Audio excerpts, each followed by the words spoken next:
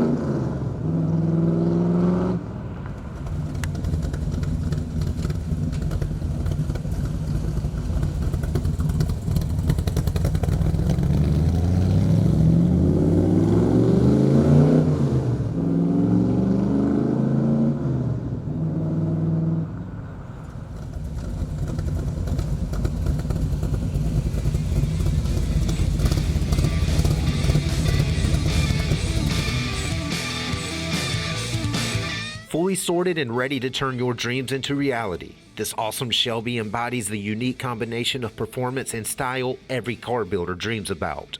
For more information, call, click, or visit rkmotors.com.